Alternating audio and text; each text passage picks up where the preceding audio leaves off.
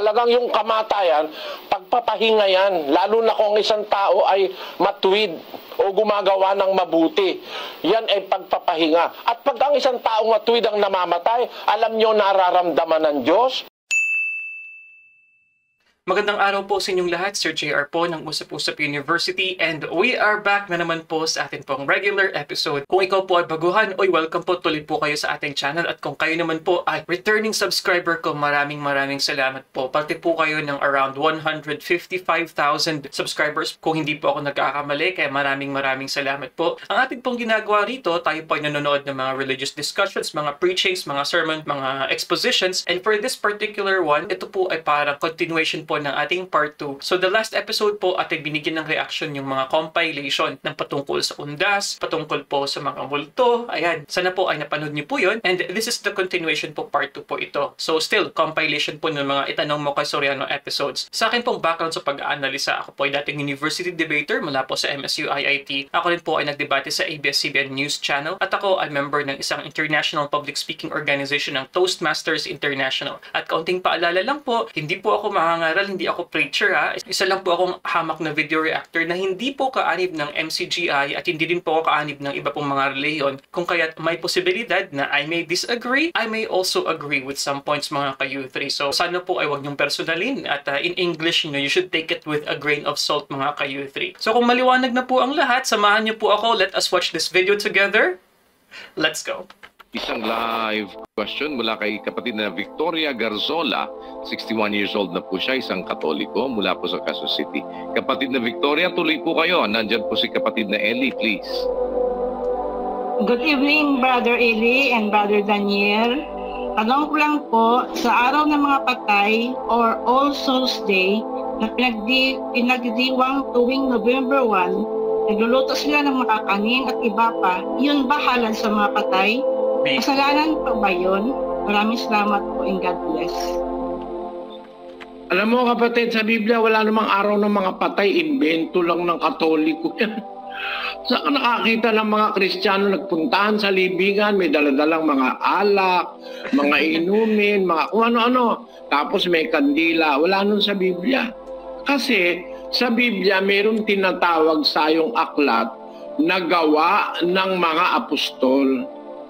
Kung magbabasa ka ng Biblia, there is a particular book in the Bible that is entitled by the translators as Gawa ng mga Apostol, the Acts of the Apostles. Diyan mababasa mo yung mga practices na ginawa ng first century Christians. Wala nga sila niyan yung pupunta sa simenteryo sa araw ng mga patay. Si Maria Magdalena at saka si Maria ang isa pa, pumunta sa simenteryo nung mamatay si Kristo pagkaraan ng 3 araw. Tinitignan nila kasi alam nila mabubuhay siyang maguli. Kaya nung 3 araw, pumunta sila. Nakita nga nila ang katuparan ng sabi ni Kristo na mabubuhay siyang maguli. Hindi na nga nila dinatnan doon sa libingan Pero pagkaraan ng 1 taon, pupunta sila ulit, tapos pupunta sila ulit-ulit na lang. Ay wala po sa Biblia yan. Hindi itinuro yan ng mga apostol, mga kapatid. Masyado tayong naturuan ng kung ano-anong mga ritual na pag-araw ng patay, maglilibot yung pare, may daladalang pantubig na pangwisik.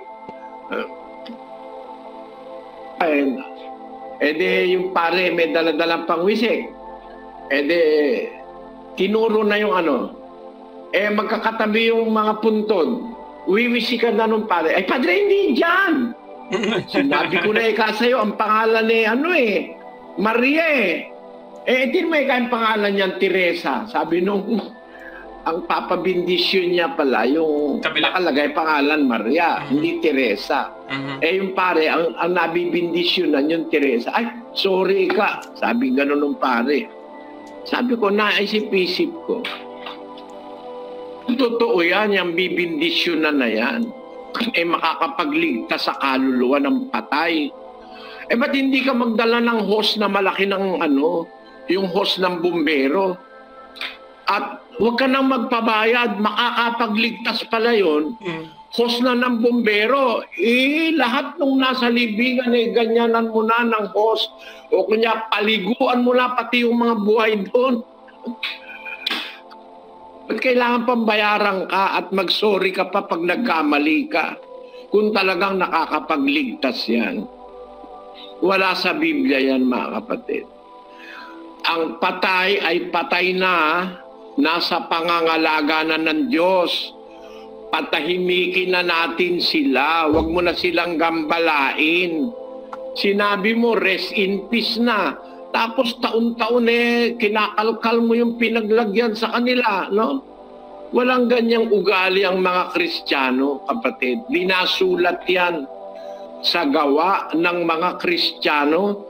Nagpuntahan sa mga simenteryo, nagdala ng kandila, at pagkatapos piyesta opisyal, matraffic, uuwi sa probinsya, etc., etc. Hayaan mo na silang manahimik dahil nananahimik na sila at nagpapahinga.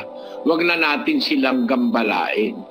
Gastos lang yan, abala lang yan, andyan yung mga aksidente, mga traffic, kung ano-ano pa Tapos ang tawag pa, All Souls Day, na araw ng mga kaluluwa. Yung mga kaluluwa naman naglilibot.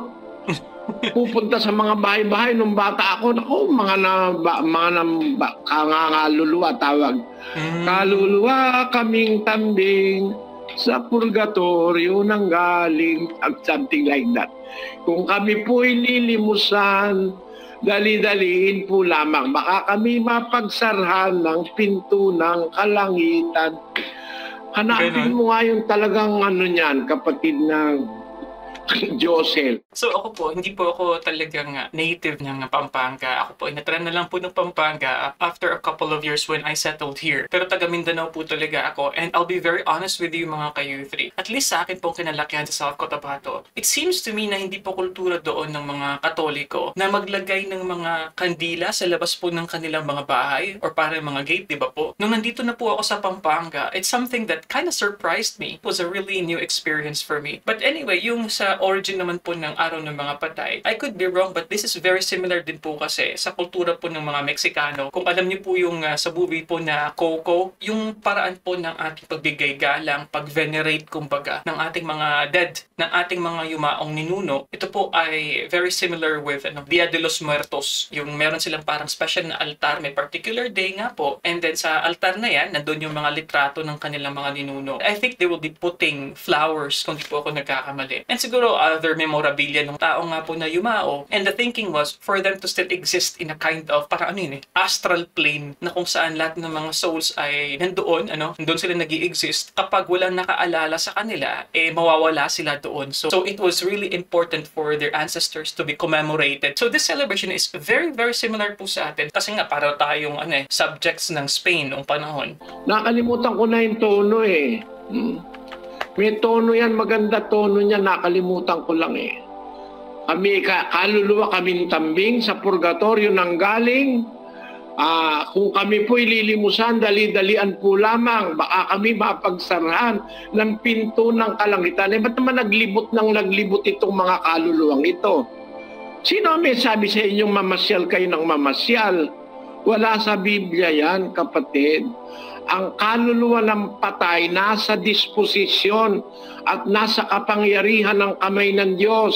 12 Gs ng ganito nakasulat. Nasa kamay niya ang kaluluwa ng bawat bagay na may buhay at ang hininga ng lahat ng mga tao. Nasa kamay na ng Diyos Huwag mo nang gambalain, bahala na ang Diyos doon. Wala ka na rin lang magagawa. Lagyan mo ng kandila kasing laki ng poste ng Meralco. Kasi nakakita ko sa SM, ang laking kandila kasing taba ng poste ng Meralco. At ang halaga, nung araw pa yun siguro 20 taon ng mahigit yun. Kasi 15 taon na ako rin sa Brazil Nakakita ko sa SM, isang kandila, 3,500. Kahit na ang kandilang ilagay mo, 25,000 o kaya 100,000. Sindihan mo lahat ng kandila. Ano magagawa mo para sa patay? Patay na yun. Hindi mo naman mababago record nun. Pagdating ng paghuhukom, hahatulan yon ayon sa kanyang ginawa, hindi ayon sa ginawa mo sa kanya. Hindi ayon sa iwinisik sa kanya. Hahatulan siya ayon sa kanyang ginawa nung nabubuhay pa siya. Kaya wala ka nang magagawa para baguhin pa yung nakarecord na gawain para sa kanya. 20:12 ng Apokalipsis, kapatid na Daniel. At nakita ko ang mga patay, malalaki at maliliit, na nangakatayo sa harapan ng luklukan, at nangabuksan ang mga aklat, at nabuksan ang ibang aklat na siyang aklat ng buhay. At ang mga patay ay hinatulan ayon sa mga bagay na nasusulat sa mga aklat, ayon sa kanilang mga gawa. Ayon sa gawa natin tayo hahatulan. Hindi dahil sa pinagdasal ka o kaya dinalaw ang libingan mo o kaya pinagtiri ka ng kandila, nilagyan ka ng bulaklak o kaya nilagyan ng marmol yung hindi yon. Kung ano yung ginawa mo, yun ang iimbestigahan sa araw ng paghuhukom. Kaya habang buhay pa tayo, gumawa na tayo na mabuti. Wala na akong oras, kapatid na Victoria. Pasensya ka na. Meron tayong global prayer. Paalam na ako sa iyo muna, pansamantala, kapatid na Gloria. Pagpalain ka nawa ng Diyos at ang iyong kung sino man yung nagpapatanong sa iyo. Ang sumpa na ginagawa ng tao, mula pa nung unang mga kasaysayan ng mga tao, ay nangyayari lang kung mayroong sapat na dahilang masasabi nating justifiable reason. No? Doon sa Kawikaan, sa Kapitulo 26, versikulo 2, kung paano ang maya sa kanyang paggagala, kung paano ang langay-langayan sa kanyang paglipad, gayon ang sumpa na walang kadahilanan ay hindi tumatalab. Sumpa na walang kadahilanan ay hindi tumatalab. Kahit na sumpain mo ng sumpain, ako nga sinumpa na ako ng sinumpa. Awa ng Diyos, hindi naman tumalab dahil wala namang kadahilanan para sumpain ako eh. Nagsasalita lang naman ako ng salita ng Diyos eh. Pinapabulaanan ko lang naman ang sinasabi kasi mali, hindi tama sa Biblia. Ang batayan ko naman Biblia. May mga Diyos na nilikha ng tao sa kanilang kaisipan eh. Hindi naman totoong Diyos. Sinasabi nila sa ibang tao na yun ang tunay na Diyos. Kasi ayon sa Biblia, 4:8 ng Galacia, gayon man ang panahong yaon sa hindi ninyo pagkakilala sa Diyos, kayo'y nasa pagkaalipin nang sa katutubo ay hindi mga Diyos. Merong mga hindi talaga Diyos eh. Pero kinikilala ng mga tao, sinasamba, inoopera ng serbisyo. Merong mga tao, iba kasi ang Diyos nila, kaya hindi sila nakakakilala nung aral. Pag mayroong mga nagkamali, sinusumpa na nila at gusto na nila parang mapahamak na, iyon ugali ng mga hindi kumikilala sa Diyos. Kasi kung kumikilala ka sa Diyos ng Biblia, hindi mo susumpain ang iyong kapwa. Basahin natin ang unang Pedro 3:9. Na huwag ninyong gantihin ng masama ang masama o ng alipusta ang pag-alipusta, kundi ng pagpapala, sapagkat dahil dito kayo'y tinawag upang kayo'y mangagmana ng pagpapala. Basahin natin sa English, kapatid na Daniel. Not rendering evil for evil or railing for railing, but contrariwise blessing, knowing that ye are thereunto called, that ye should inherit a blessing. Yung sumpa is just the opposite of blessing. At yung pagsumpa sa panahon ni Kristo, bawal yun eh.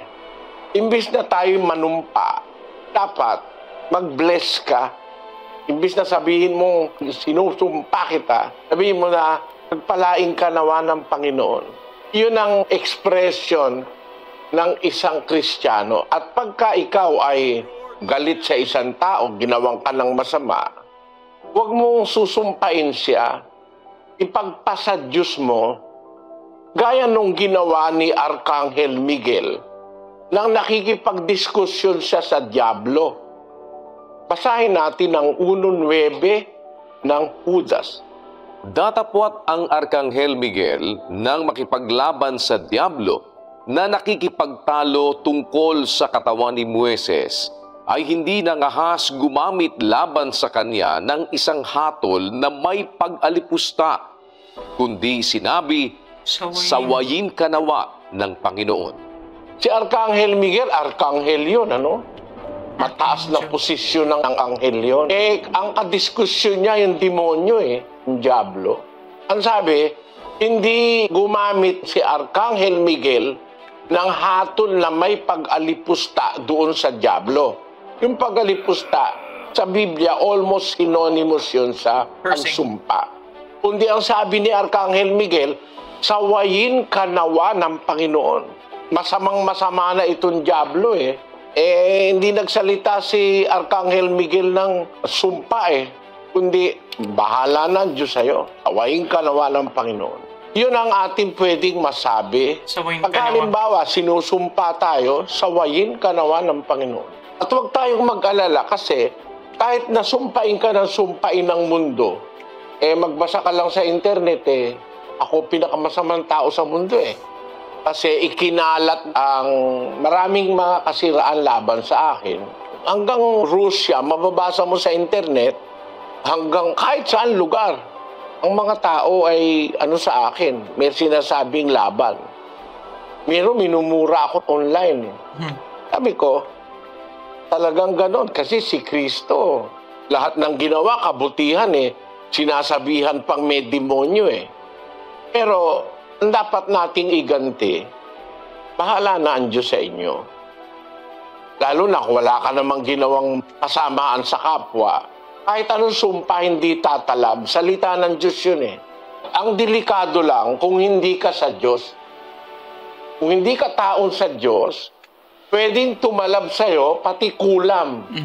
Pwede kang makulam. Kaya Okay, mga kayo, pasensya na po Brother Eli at tinigil ko po muna saglit. Pero yun nga po yung na-mention po ni Brother Eli patungkol po sa kulam. Kung naalala niyo po mga kayo, sa past video reaction natin, merong isang member ng PBMA, Philippine Benevolent Missionaries Association, Ekleo. Isa siya sa mga members doon at sinasabi niya nga po na kinukulam niya si Brother Eli, nagtitip siya ng kandila at saka kinukurse niya si Brother Eli. Although talking about cursing, and din po yung na-mention ko po the last time, dahil naalala ko lang po, sa isa po sa mga video reactions po natin dati, na si Brother Eli po, sinumpa niya actually yung mga members nga po ng Iglesia ni Cristo. And nangyari po yun sa isang napakalaki po na event sa Araneta. And nasabi ko rin nga po na I think that was the time that he was really overcome with high emotion. Talagang emotional po si Brother Eli nung panahon na yun, na kung saan hindi lamang nga po ang members po ng Pamilya Manalo yung kanyang kinurse, but also mga believers ng Iglesia ni Cristo, which was a bit strange for me. Dahil as a non-member, or iba ba na members ng Iglesia ni Cristo, how could they still be not even attracted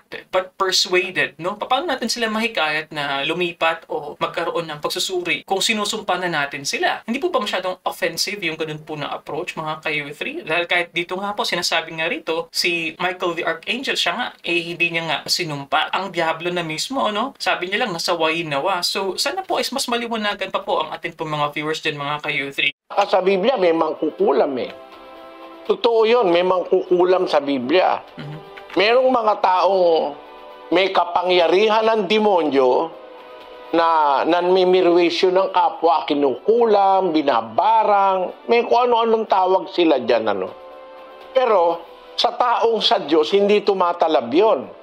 Basahin natin ang unang Juan 5:18. Nalalaman natin na ang sino mang ipinanganak ng Diyos ay hindi nagkakasala. Datapwat ang ipinanganak ng Diyos ay nag-iingat sa kanyang sarili at hindi siya ginagalaw ng masama. Hindi ka pwedeng galawin ng Diablo o ni Satanas kung anak ka ng Diyos. Siyempre, ang anak ng Diyos, may protection yan. Anak lang ng presidente, may protection Anak pa ng Diyos ang wala.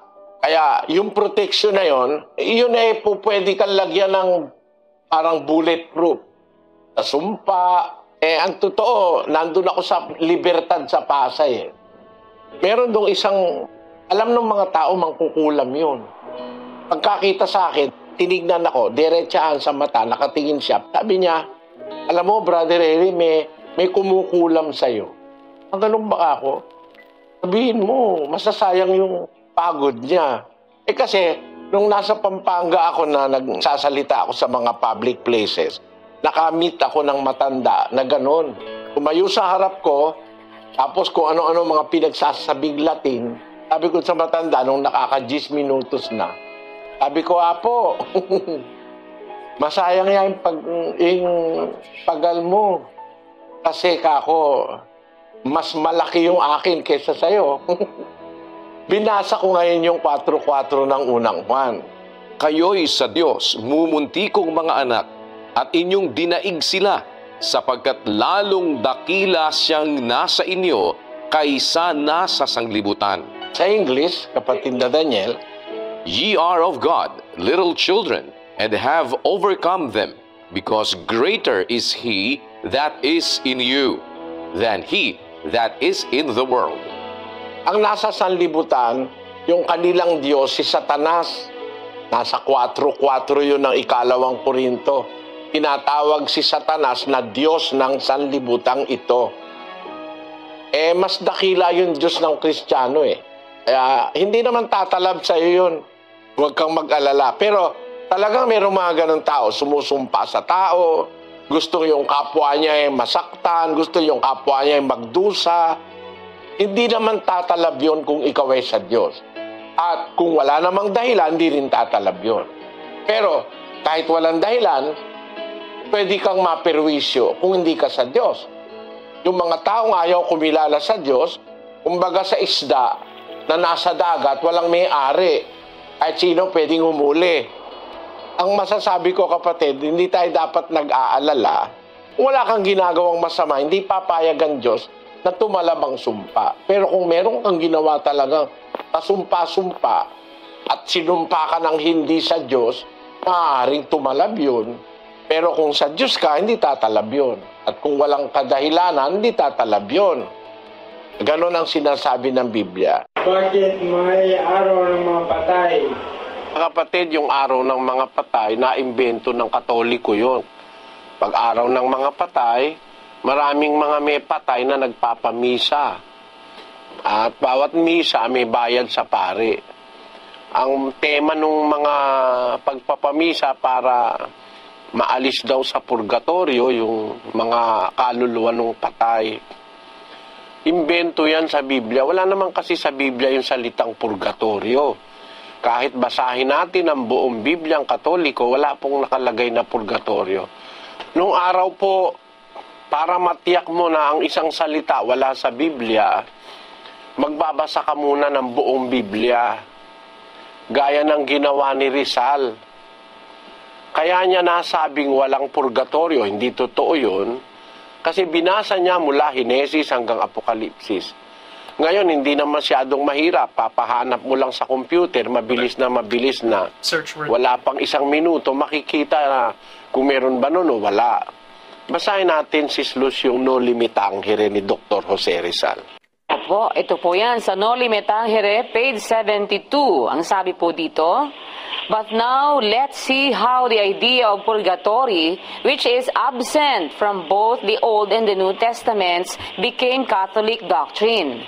Neither Moses nor Jesus Christ make the slightest mention of purgatory. Ayun, sabi ni Rizal sa kanyang No Limitangere. Kilala naman natin si Rizal. Our national hero is Dr. Jose Rizal. And he was killed by firing squad. Kasi kaya siya pinatay, meron siyang mga sinasabing laban sa doktrina ng Iglesia Katolika. Ang isa riyan yung tinatawag na purgatorio. Yung purgatorio, sabi ni Rizal, binasa niya ang buong Biblia mula sa Henesis hanggang Apokalipsis.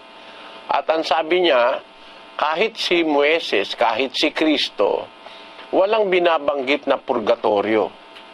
Kaya, yung aral ng Katoliko na ang mga patay ay ipapanalangin para alisin sa purgatorio, ay pagpapamisa, wala po sa Biblia yon.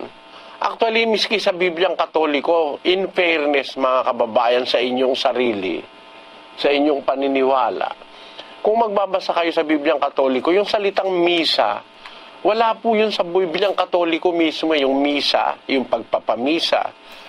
Papanalangin yung mga patay, magsisindi ng insenso, papausukan yung altar. Yan po ay hindi tinuturo ng Biblia na merong ganyang seremonyang misa. Actually, mga kababayan, wag sana lang kayong magagalit, magbukas kayo ng isip. Kung gusto nating ang matutunan natin yung katotohanan, dapat yung matututunan natin, salita ng Diyos. Wala akong salita ang Diyos na misa eh. Kaya nga ang sabi ng mga apostol sa 4 ng unang Korinto, pakibasa kapatid na Daniel. Ang mga bagay ngang ito, mga kapatid, ay inianyo ko sa halimbawa sa aking sarili at kay Apolos dahil sa inyo, upang sa amin ay mga tuto kayo na huwag magsihigit sa mga bagay na nangasusulat, upang ang sino man sa inyo ay huwag magpalalo ang isa laban sa iba. Ayon. Dapat ang matutunan natin, huwag hihigit dun sa bagay na nakasulat. Basahin nga natin yun sa Bisaya, sa Cebuano.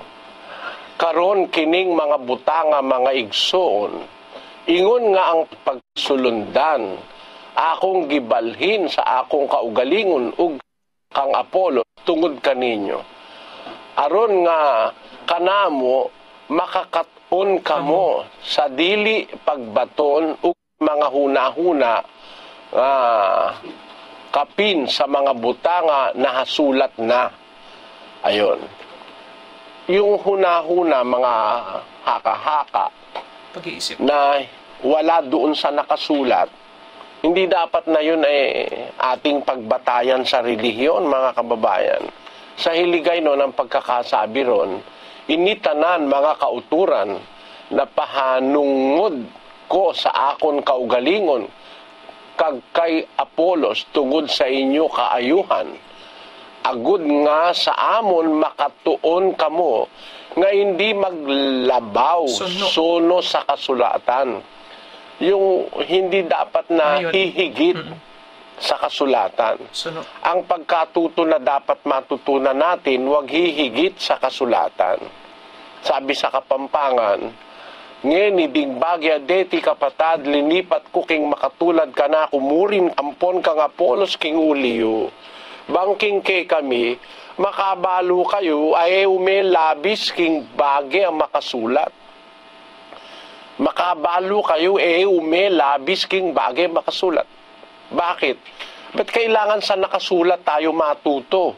Sabi doon sa 14:37 ng unang Korinto, kung ang sino man ay iniisip niya na siya'y propeta o ayon sa Espiritu, kilalanin niyang mga bagay na sa inyo isinusulat ko na pawang utos ng Panginoon. So yan palang mga sinulat ng mga apostol, yan ay inutos ng Diyos na isulat nila. Basahin natin sa Cebuano. Kung may tao nga nagahuna-huna nga siya manalagna, kung espirituhanon, pailha siya sa mga butanga gisulat ko kaninyo, nga kini sila mao ang sugo sa Ginoo. Ang mga butanga gisulat ko kaninyo, sila mao ang sugo sa Ginoo. Ibig sabihin, yung mga isinulat ng mga apostol, utos sa kanila ng Diyos na isulat. Kaya dapat ang matutunan natin yung nakasulat. Sabi ni Pablo, huwag hihigit sa nakasulat. Kung mayroong purgatorio, dapat sinulat ng mga apostol. Kung may misa, dapat sinulat ng mga apostol. Wala namang sinulat ng mga apostol purgatorio, wala namang misa, wala namang Eucharistia. Wala naman nun mga imbento lang ng Katoliko yun, mga kababayan. Kaso yun ang ating nagustuhang sundan. Kaya sana huwag kayong magagalit. Wala ko sa Biblia yan Kaya yung araw ng patay, mabili ang kandila, mabili ang misa, mabili ang kung ano-anong mga religious mga bagay Pinagkakakitaan nila yan. Kaya may araw ng patay. Pero sa Biblia, wala namang araw ng patay. Sa buong panahon ng Israel, sa buong panahon ng mga Kristiyano, wala kang mababasang nagdiwang sila ng araw ng patay. Okay, mga ka-U3. So, hindi po ako namulat sa Catholic po na household kung kaya hindi po ako ganun ka-familiar.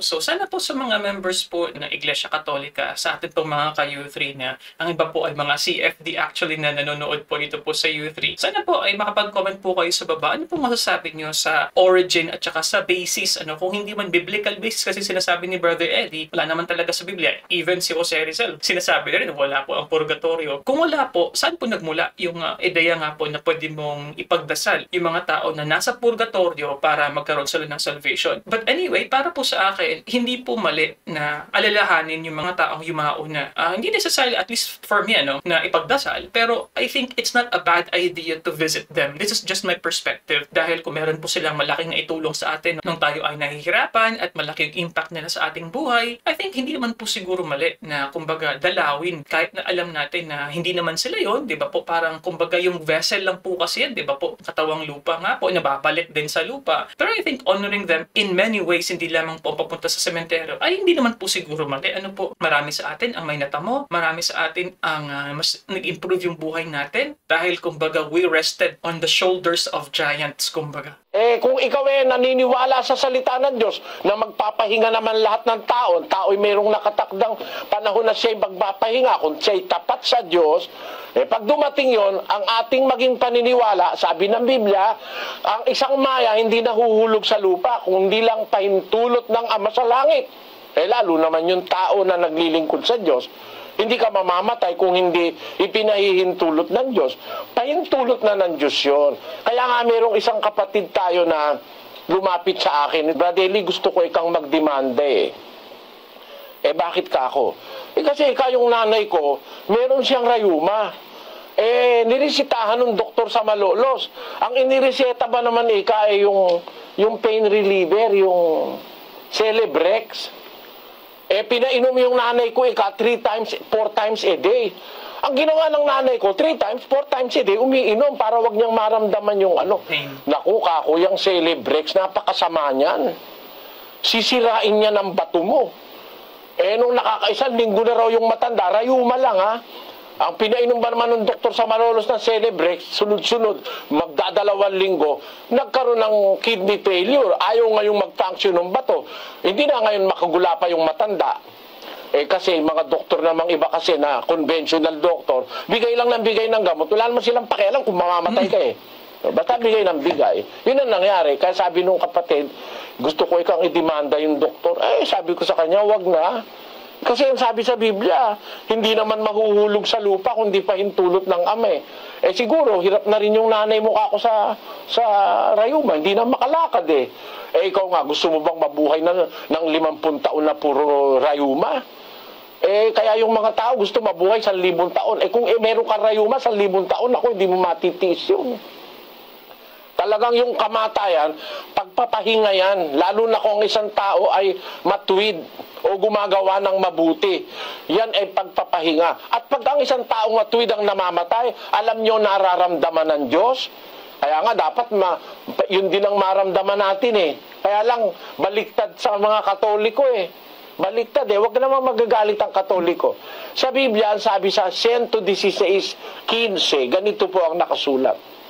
Mahalaga sa paningin ng Panginoon ang kamatayan ng kanyang mga banal. Mahalaga. Maliwanag ito.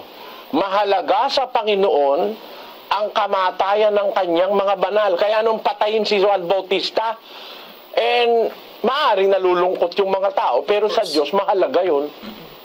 Sabi ng Biblia mahalaga sa paningin ng Panginoon ang kamatayan ng kanyang mga banal.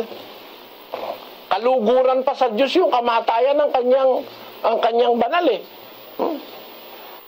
Dito pagkakasulat mahalaga Pero alam nyo, ang Diyos pagka namamatay yung kanyang mga banal, yung kanyang mga anak, mahalaga sa Diyos yun. Yun basahin natin na Ezekiel 33:11. Sabihin mo sa kanila, buhay ako, sabi ng Panginoong Diyos. Wala akong kasayahan sa kamatayan ng masama, Sabi ng Diyos, wala akong kasayahan sa kamatayan ng masama. Ano ibig sabihin nun? Pwede pag ang mamamatay mabuti, natutuwa ang Diyos. Bakit? Pinagpahinga ka na niya Yun ang, tayo naman, pagka namamatay, nako, palaho na walang katigil-tigil. Kaya ako minsan masasabi ko, yung iba, kaano na lang kaplastika na lang, para bang yung pagpapaimbabaw na lang, na pag may nakakakita nag-iiyak. Pero nung yung kanyang tatay o nanay niya nahihirapan hindi man niya malingap Merong ganun. Pero alam niyo mga kapatid, sa iglesia ng Diyos, ang ating pananalig, kung ang taong namatay ay isang taong matuwid, mahalaga sa Diyos yung kamatayan niya, kaluguran ng Diyos yun. Dahil kumbaga sa graduation, graduate na siya. Ayan ni Apostol Pablo sa ikalawang Timoteo 4:6-7. Sapagkat ako'y iniaalay na, at ang panahon ng aking pagpanaw ay dumating na. Nakipagbaka ako ng mabuting pakikipagbaka, natapos ko na ang aking takbo, iningatan ko ang pananampalataya.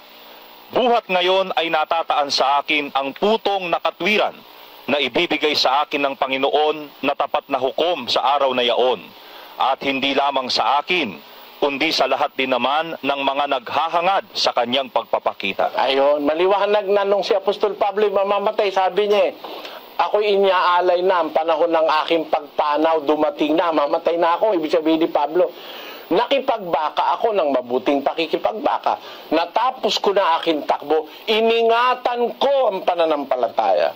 So yung kamatayan, graduation yun Kumbaga sa nag-aral ka meron ka ng diploma pag namatay ka Pinagpahinga ka na ng Diyos Gaya nung sabi niya, buhat ngayon nakataan sa akin ang putong nakatwiran na ibibigay sa akin ng Panginoon na siyang tapat na hukom sa araw na yaon.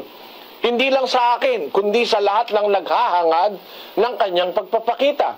So, kumbaga sa graduation, pagka mag-graduate ka, nagpapalaho ka ng iyak. Yung mga kamag-anak mo ba, pag nag-graduate ka, nagpapalaho ng iyak. Pwede naman po, Brother Eli, tears of joy. But anyway, gusto ko lang pong sabihin na, of course, while in as much as we want to just celebrate the death of someone, hindi rin po kasi maiiwasan na, syempre po malungkot po tayo. And, kumbaga, humans as we are, diba po, even Jesus also, if I'm not mistaken, the shortest verse in the Bible was, Jesus wept. Ito po yating panahon na sa sorrow, sa kalungkutan ng pagkamatay ni Lazarus. Because it shows human emotion. And siguro it's not bad to show it, pero after doing that for a brief moment in time, then we have to move on and celebrate the person's life. But yun nga, napakaganda po nung verse mga kayuthi, na sinasabi nga po na I have kept the faith, I have fought a good fight, I have finished the race. Napakaganda po ng mga sinabi. Kasi, yun naman kasi po ang isa sa mga kaibahan ng tao na may paniniwala na mayroong Diyos at wala For those who don't believe in any form of deity, they just believe that their existence is just here on earth. Pag namatay ka, that's it. Pero if you believe in the concept of an afterlife, there's something to look forward to. And people think that this is not just what it is, kung ano yung buhay natin. Meron pa tayong next pa na gagawin. Kaya nga po, may graduation mga kayuthi. Po. And gusto ko rin po i-highlight yung sinabi po ni Brother Eli kanina. As to the feeling of God when a righteous person dies. Walang happiness doon sa death ng isang masamang tao. Pero on the other hand, God is happy kapag namatay isang tao na mabuti, ang isang mabuting tao. So what a relief in a way that you are making your God happy when you die, when you leave this earth as a righteous person, mga kayuthi. Pag nakatapos ka ng isang kurso, tuntua ka yung buhay parang kurso yan Pag nakarating ka dun sa finish line, at doon sa finish line narating mong may pagtitiis. Kumilala ka sa Diyos, di ka gumawa ng masama, hindi ka nang agrabyado ng kapwa mo tao. Hindi ka nangalon niya, hindi mo tinurotot ang asawa mo. Nagmahal ka sa iyong anak, minahal mo ang magulang mo. Nabuhay ka ng pagtalima at pagsamba kay Kristo. Hindi ka sumamba sa mga idolo, sa mga Diyos-Diyusan. Mamatay ka ngayon, para kang nakagraduate. Dino mong matiis mo lahat yung mga nagdaang. Halimbawa, nabuhay ka ng 70 anyos, 80 anyos. Napigilan mo sa buhay mo na hindi mo niloko asawa mo, hindi ka nagnakaw, hindi ka nandaya ng kapwa mo tao, sumunod ka sa Diyos, hindi ka lumuhod sa mga Diyos-Diyusan. Nakagawa kang may kabutihan sa lahat ng gustong ipagawa sa iyo ng Diyos. Namatay ka ngayon, graduate ka nun.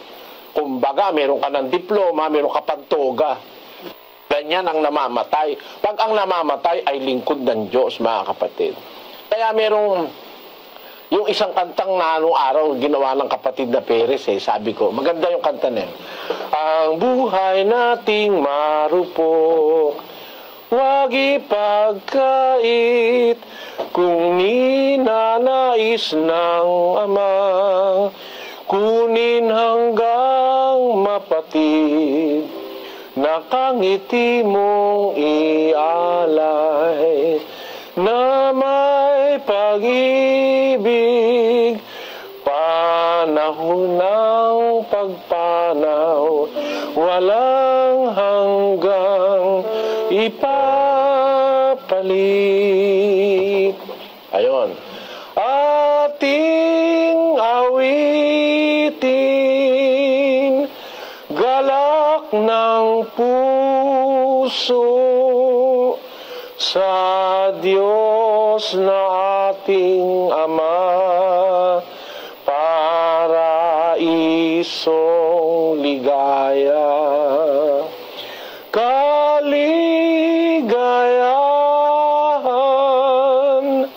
ating ialay, ang buhay na papanaw, Ama, ay sumaiyo na. Ayan. Kung tayo ay maulila at lumuluha,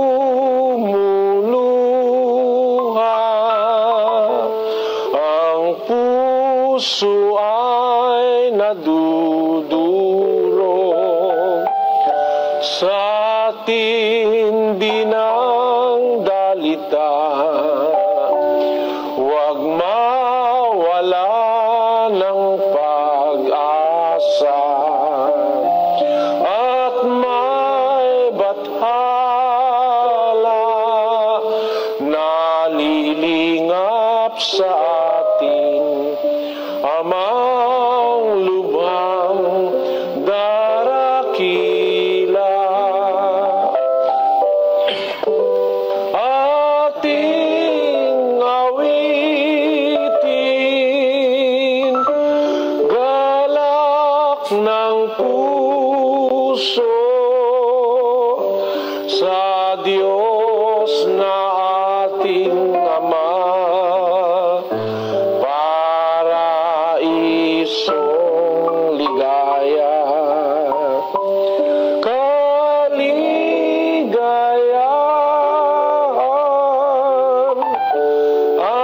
ating ialay, ang buhay na papanaw, Ama,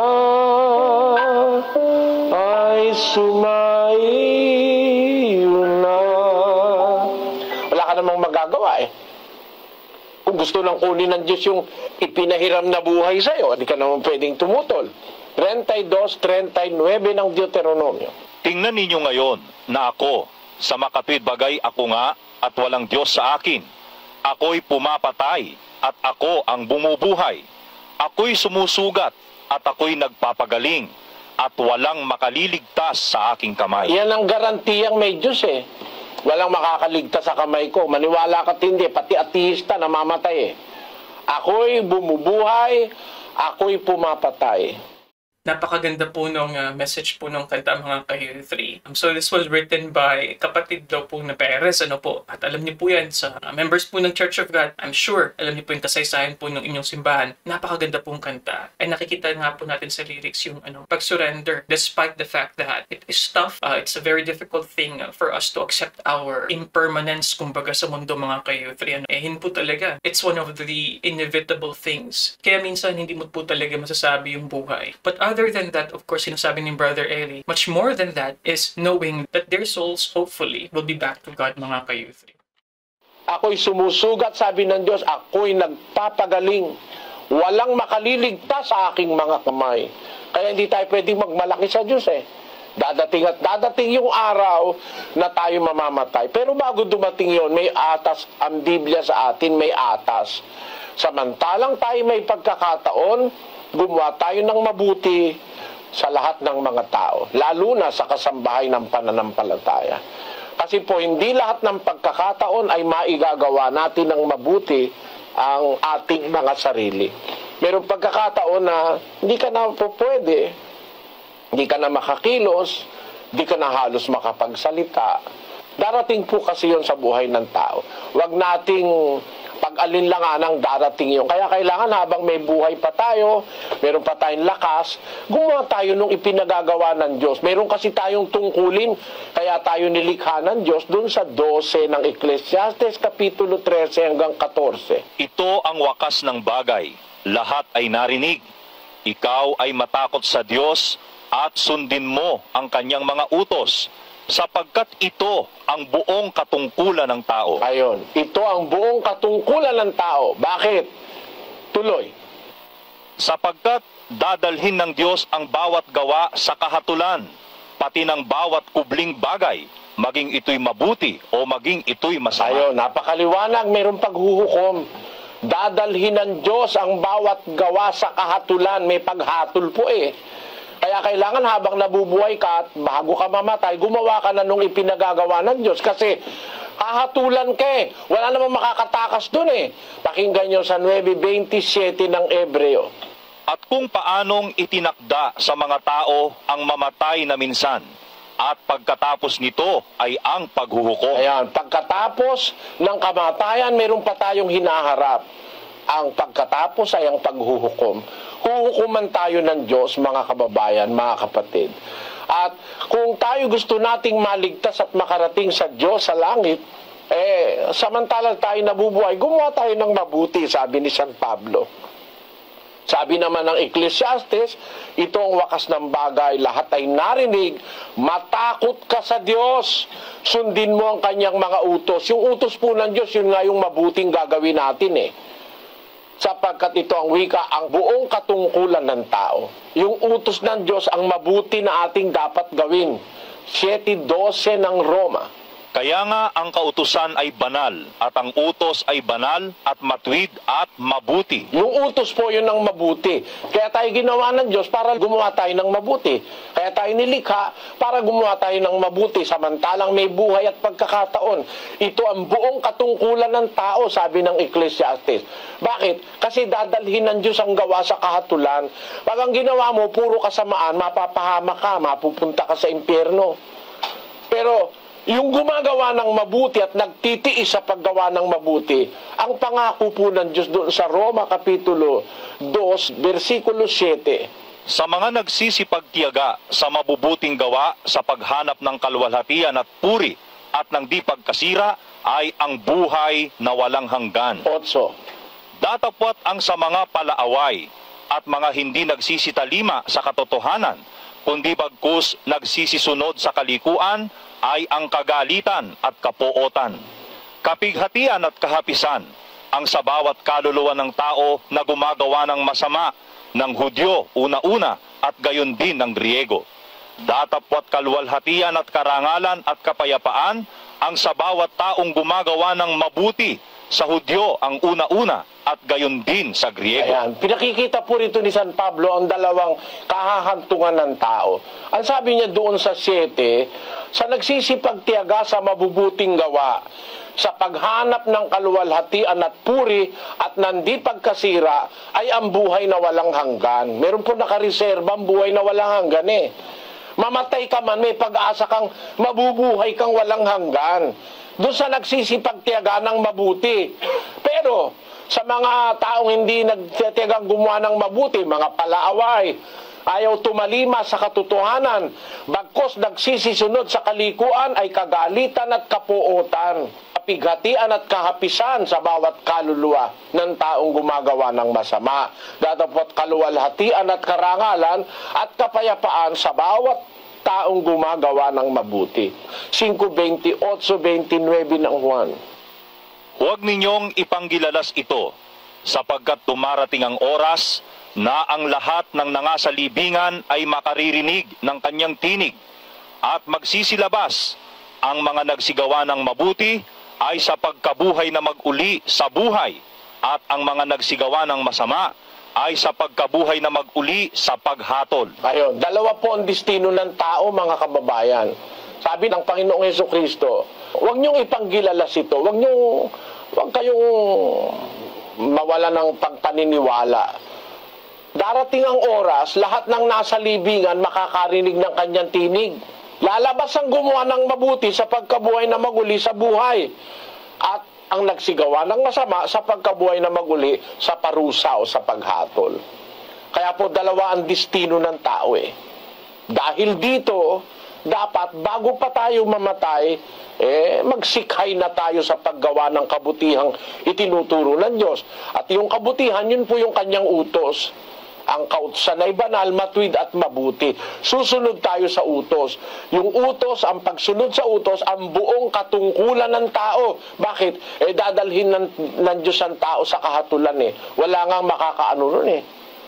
At sa baliniho sapat. Sabi sa pasyon, ang Katoliko, binabasa yan eh. Kung minsan di lang iniintinding mabuti. Hihipan yaong pakakak na ipupukaw sa lahat. Ang anghel ay magtatawag, ito ang ipangungusap. Bangon kayo, mga patay, magsidulog kayong tunay sa mataas na hukuman, nyaong sumakop sa tanan, haring makapangyarihan. Ayan, nasa pasyon po yan. Binabasa yan pag Abril eh. O kaya Marso. Ganun. Pag mahal na araw. Ang tao pa lang ng patay, sabi sa pasyon, bangon kayo, mga patay, magsidulog kayong tunay sa mataas na hukuman. Diyan naghuhukuman ng tao eh. Kaya nga kailangan matakot ka eh. Pag puro kasamaan ng ginawa mo, pagdating ng paghuhukom eh, katakot-takot na hirap yung nararanasan mo sa impyerno. Samantalang gumawa ka ng mabuti, mabubuhay ka naman ng walang hanggang buhay sa piling ng Ama. Kaya habang naririto pa tayo sa lupa, sabi rin ng pasyon yun. Samantalang may oras pa, ay maglaan kang maaga. Kung gumabit, dumilim na, ay lalong maghihirap ka. Gumaway nga ngapa-ngapa. Ayun. Kaya sabi, samantalang may oras pa, yun ang sinasabi sa Biblia. Kasi ang pasyon po, yung ibang bahagi diyan kinuha sa Biblia ni Padre Mariano Pilapil eh. Ginawang parang patula, nilapatan naman ng musika. Kaya yan ngayon ang napapagkatuwa ang basahin pag mahal na araw ng Katoliko. Pero binabasa lang yan, hindi naman iniintindi eh. May mga Katoliko nga, hindi naniniwalang mabubuhay sa uli eh. Samantalang kung iniisip mo nasa pasyon, samantalang may oras pa, maglaan kang maaga. Kung gumabit dumilim na, lalo maghihirap ka, gumaway nga pa, lalo na kung namatay ka na. Bakit? Walang magagawang tunay ang namatay mong katawan. Palibhasa'y lupa lamang, sa abang-aba mo naman. Kung ika'y walang sinimpan, samantala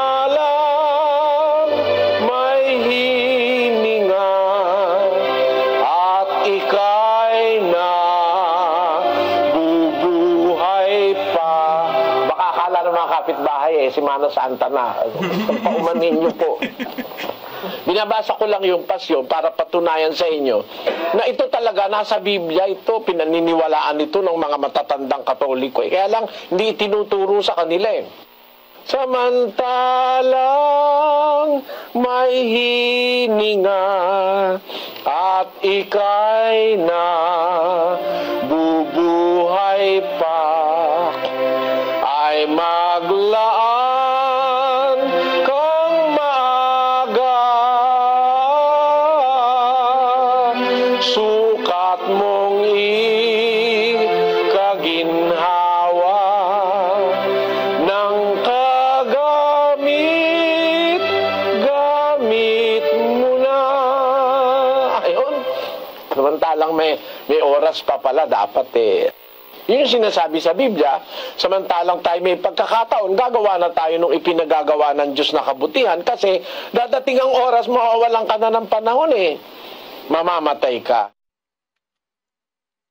Okay mga ka-U3, so dyan po nagtatapos ang ating episode ngayon. Siyempre po, when we think about our impermanence dito po sa mundo, hindi po maiiwasan na siyempre would feel a little bit of grief, sorrow for the loved ones that departed. Yung sabi nga ni Keanu Reeves, diba? Kung maalala niyo po yung viral po na sagot niya, medyo napapatawa pa si Stephen Colbert. Tinanong niya si Keanu Reeves, sabi niya, "What do you think happens when we die?" Sabi niya, "Those who love us would miss us." Totoo po yun kasi nga po naman, syempre nasanay tayo that someone is there with us. We spend time with them, we spend effort with them, and kapag sila po ay kinuha na ng Diyos o tayo man ay kinuha na ng Diyos, for sure maapektuhan po yung mga tao po na naiwan po natin. Lalong-lalo po kapag tayo po ay mabuti. I really like that. Yung nasabi po ni Brother Eli kanina, na the purpose of us here on earth is for us to do good. Yan yung purpose ng ating existence. Kaya meron pang dalawang sinabi regarding to being a righteous person. Sinasabi dito, kinakailangan mong gumawa, gagawa ka ng kabutihan, at magtiis ka o magtiyaga in doing so, mga kayuti. Napakaganda po nun. Kaunting recap lang po sa mga sinabi dito ni Brother Eli as to death. There is happiness with God. Kapag tayo po ay namatay, being righteous. Syempre on the flip side, walang kaligayahan sa Diyos yun kung namatay ang isang evil person. And other things po syempre patungkol nga po sa undas at yung mga konsepto po ng purgatorio, sinasabi ni Brother Eli, hindi naman parte yan talaga ng tama na paniniwalang Kristiyano. Wala daw pong purgatorio, so wala din pong sense yung pagbibindisyon at pagdarasal sa mga yumaon na nga po. So ito po yung part 2 po natin, mga ka-U3. If hindi nyo pa po napapanood yung part 1, nandyan po sa atin pong video section. And pwede nyo po i-click dito sa my top right. Ilalagay po natin dyan yung isa sa mga videos po natin. Yung part 1 nga po nito. So ano pong masasabi nyo sa episode natin, mga ka-U3? This is a bit emotional for me dahil nga po sa aking experiences with my friends. Dalawa po sa mga malapit ko po na kaibigan kasi ay kinuha na nga po ng Diyos. At buhay pa man po ang aking mga magulang, syempre the thought that they are getting older and very soon, it's inevitable na kukunin naman po talaga tayo ng ating pong Creator. Syempre, meron din po kaunting sadness. So for me, personally, ang pag-alala po sa ating mga ninuno, sa ating pong mga mahal sa buhay na yumaon na nga po, is not a totally bad thing. Pero yung ating pong paraan ng pag-celebrate nga lang po ng undas sa araw ng mga patay ay hindi biblical, mga ka-youth. So ano po masasabi nyo dyan? Mga ka-youth? If you like these kinds of episodes, you already know what to do. So click subscribe po kung kayo po ay baguhan. Ayan, libre po yan And also you can watch this video here and also you can watch this playlist over here. And I'll see you guys next time. Peace. Bye-bye.